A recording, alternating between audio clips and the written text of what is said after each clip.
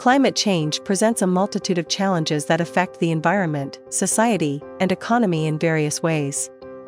To tackle these challenges and pave the way for a green future, a multi-sector approach is being adopted, focusing on reducing carbon emissions and building sustainable infrastructure. An example of this approach is the Energy Transition Mechanism Initiative, which incentivizes the early retirement of coal plants. To learn more about how the ETM can reduce carbon emissions in Asia, you can watch our video titled, "How Can the Energy Transition Mechanism Reduce Carbon Emissions in Asia?" However, it's important to note that the ETM transition will take time to have a significant impact. Consequently, some countries are currently prioritizing the development of sustainable infrastructure to address climate change.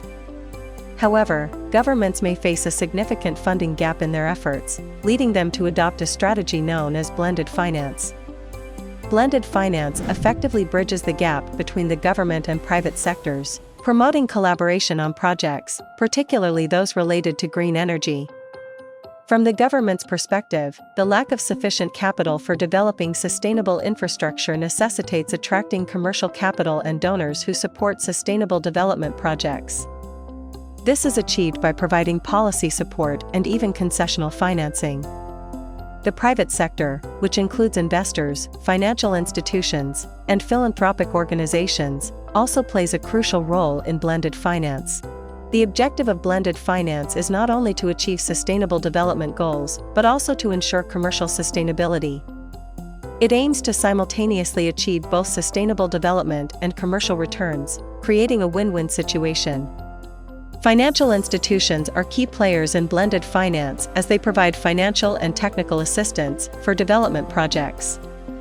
In some cases, they act as lead arrangers and book runners, offering concessional financing for projects.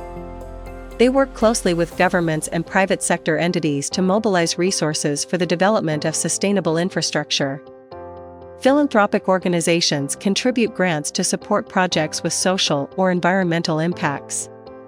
These donors typically share the same values as blended finance projects, aiming to achieve sustainable development goals. Their non-repayable grants play an important role in mitigating project risks and reducing risks for investors in various ways. Blended finance plays a pivotal role globally in catalyzing the development of renewable energy and continues to facilitate successful green projects.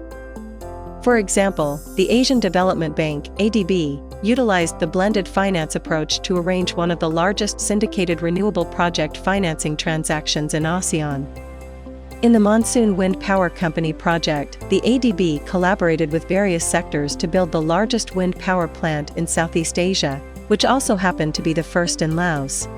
Funding for this project came from multiple sources, including a $100 million aid loan from ADB, a $150 million syndicated B loan from banks, $50 million in concessional financing from funds focused on sustainable energy, $382.55 million in parallel loans from multiple financial institutions and corporations, and a $10 million grant from ADB's Asian Development Fund.